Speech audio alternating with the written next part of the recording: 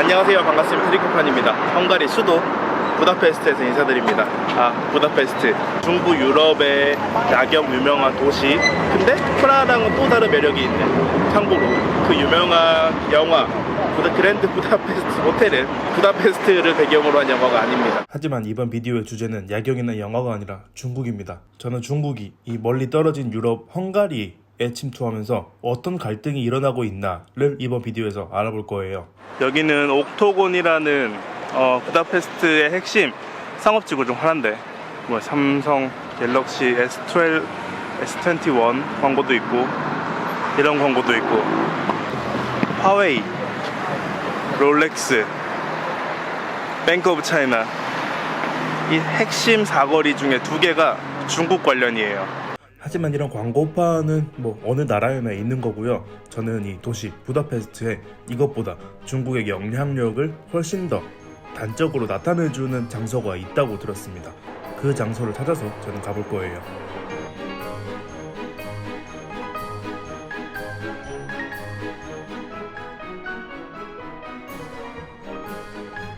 대성당과 그리 멀리 떨어지지 않은 곳에 제 첫 번째 목적지 CEU가 있습니다. 센트럴 유로피안 유니버시티. 물론 건물이 한 개만 쓰는 건 아니고 이 옆에 여러 개의 건물을 사용하던 대학교인데, 설립자는 그 유명한 조지 소로스입니다. 악명 높은 헤지펀드계의 대부, 그 유명한 영국의 파운드화를 공격한 그 사람. 미국인이지만은 미국인이기에 헝가리에 이 미국식 대학 경력원을, MBA를 운영하는 이 CEU를 세웠는데요. 말하자면 이 CEU는 조지 소로스로 대표되는 미국계 체제를 중부 유럽에 전파하는 그 기지인 셈이죠.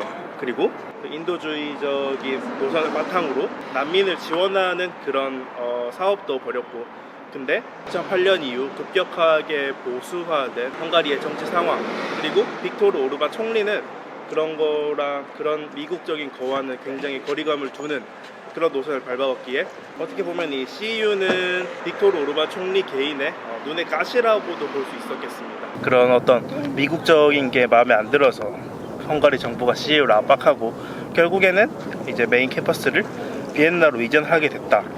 여기까지라면은 헝가리 시민들도 그냥 마음에 안 들지만 어떻게 납득을 했을 수도 있는데, 여기 사람들이 폭발한 거는 미국의 CEU를 밀어내고 들어오기로 예정 지어진 게 중국 대학교, 후단 대학교였기 때문입니다. 그것도 엄청나게 크게요.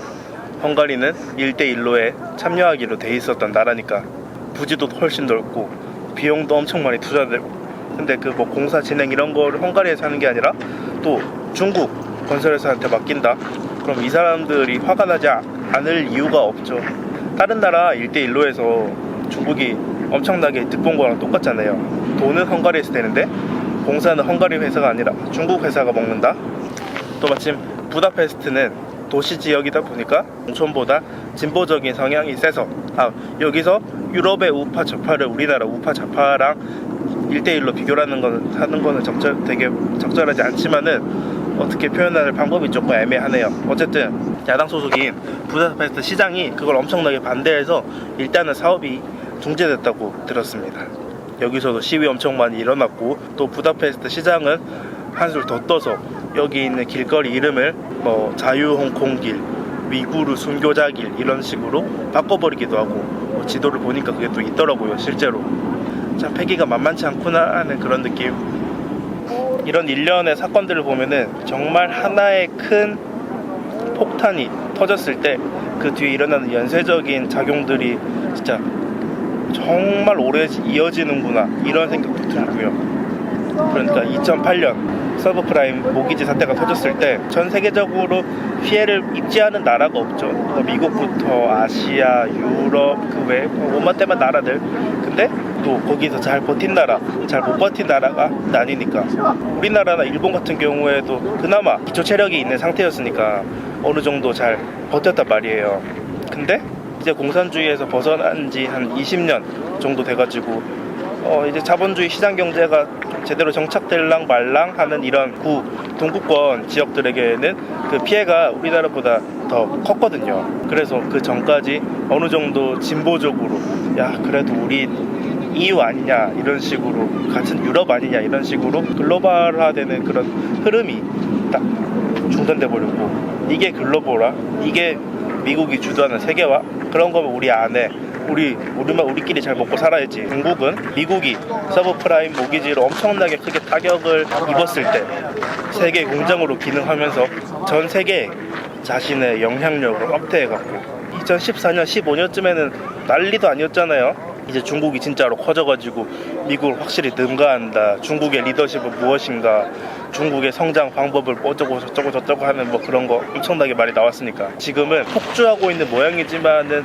적어도 한 6, 7년 전에는 그렇게 느껴지지는 않았잖아요. 자신들의 영향력을 세계로 늘려나가면서 유럽도 공략하기 시작했는데, 그 첨단이 바로 헝가리와 이탈리아 같은 유럽의 좀 비실비실한 나라들. 지금 2022년 3월 말에 헝가리는 어떤 기로에 서 있다는 생각이 듭니다. 보면은 유럽에서 차이나 프렌들리 하던 나라들 중에 상당수 국가는 이미 정리가 됐어요. 그렇게 예전 정부에서 중국 투자 많이 받고, 네, 되게 친중 노선 타던 이탈리아도 지금 새로 총리 바뀌면서 골든 파워 법으로 중국 기업이 이탈리아 기업을 인수 못하게 막고, 친중 노선 이제 끝내고 우리는 다시 원래대로의 유럽과 미국이 중심이 되는 대서양 전략을 채택하겠다, 이런 시그널을 냈죠. 체코도 상대적으로 경기가 좋으니까, 체코는 지금 완전 고용 상태라고 알려져 있거든요.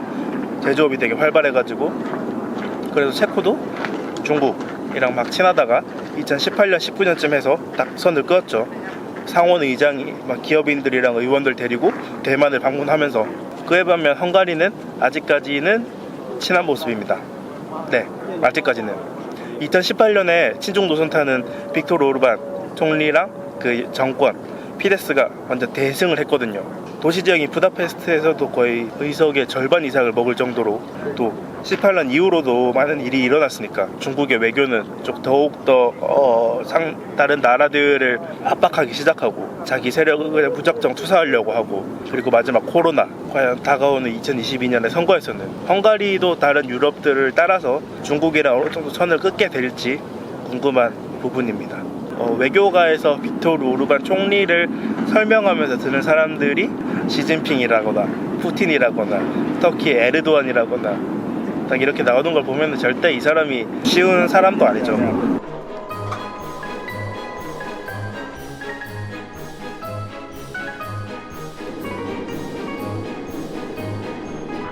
구시가지에서 벗어나니까 조금 건축물들이 현대적으로 보이죠. 하지만 고도 규정은 여전히 빡센 모습입니다. 제가 갈 길은 이쪽이네요. 여기로 가는 게 맞아? 진짜? 왜 이렇게 나 불안하지? 진짜? 여기 맞아? 말해봐, 보거라. 여기가 맞대요. 허허. 아무리 봐도 아닌 것 같은데. 예전에는 길이 있었지만 지금은 길이 아닌. 다시 맞고. 어려워.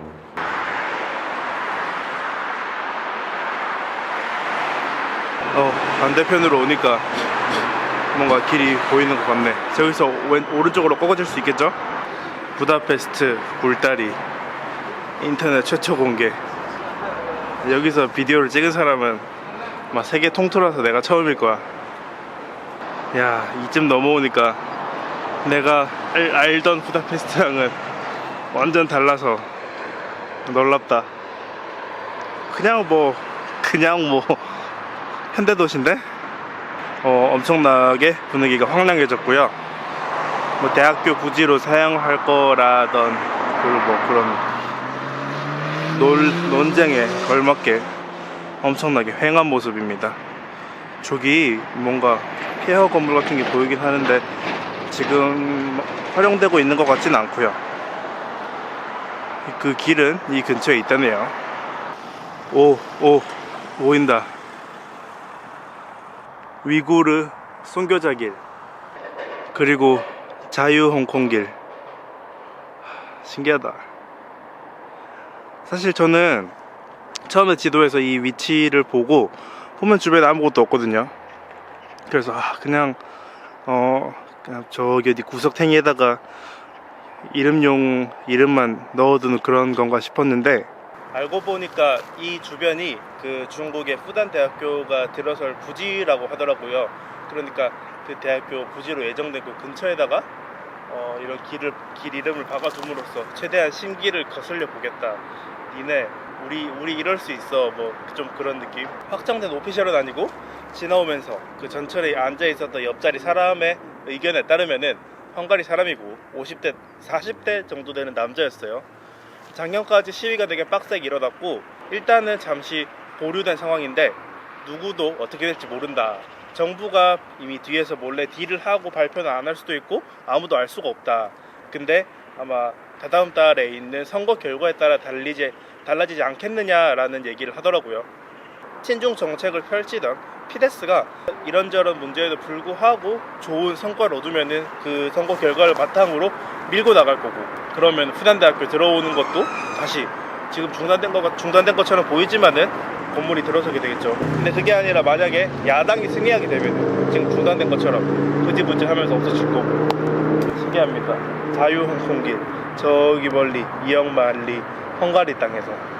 또 헝가리 사람들이 하는 이유가 여기에 원래 공공 아파트나 아니면 학생들을 위한 기숙사가 들어설 예정이었다고도 하는데, 그거 대신 중국 자본 들어간 중국인들만 돈을 벌어가는 대학교가 세워진다고 하니까 화를 안 낼래야 안 낼 수가 없는.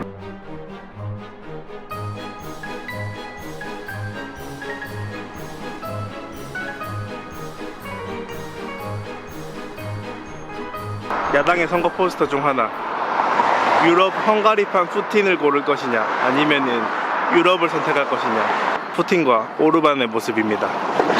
솔직히 외부인 입장에서는 진짜 피데스가 지금 정권을 잡고 있는 친중 총리가 유리해 볼 이유가 하나도 없는데, 또 이 나라에 살고 있는 사람의 생각은 다르겠죠. 특히 도시와 떨어진 시골이면 더더욱 그 사람들한테는 피데스가 그냥 딱 자기의 삶을 예전보다 낫게 만들어준 그런 당일 수도 있으니까 정말 배경이 흥미진진한 선거입니다. 유럽의 가장 약한 고리 헝가리.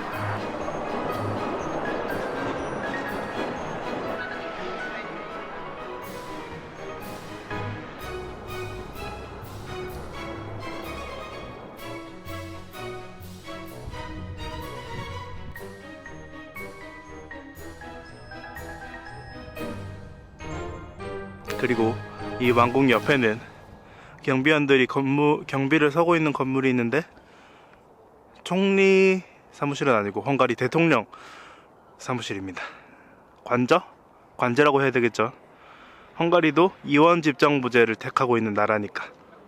그리고 뭐 이 대통령실이 왕궁 옆에 있다고 총리실이 딴 데 있다는 건 아니고 총리 관저도 바로 옆이에요. 아까 우리가 주구장창 말한 빅토르 오르반의 헝가리 총리의 집무실. 헝가리랑 우리나라랑 완전 상황이 달라서 1대1로 비교할 수 없지만은, 그래도 이 관광객이 엄청 많이 댕기는 부다 지구에 딱 거의 오픈되어 있는 총리 집무실을 보니까 청와대 대통령 집무실을 옮긴다는 이슈가 뭐 생각이 안 날래 안 날 수가 없네요. 확실히 그 우리나라에서 항상 청와대 하면은 뭔가 일반 사람들이 접근하기 힘든 곳이라는 그런 인상이 너무 깊었으니까, 저도 그렇고 외국에 나와서 이런 국가 수반 사무실에 정말 가까이 갈 수 있다는 게 엄청 이색적으로 느껴지곤 했어요. 여기서도 그렇고, 또 베를린의 올라프 숄츠 독일 총리 연방 총리청도 그렇고. 네, 이번 부다페스트 비디오는 여기까지입니다. 어떠신가요? 대중전선에, 유럽 대중전선의 최선봉장, 하지만 거의 함락당한, 조금 시간이 지나서 TV에서 신문에서 뉴스 나오는 한두 줄, 뭐 헝가리 어쩌고 저쩌고 총선 어쩌고 저쩌고 나왔을 때 제 비디오를 떠올려 주셨으면 하는 작은 바람이 있습니다.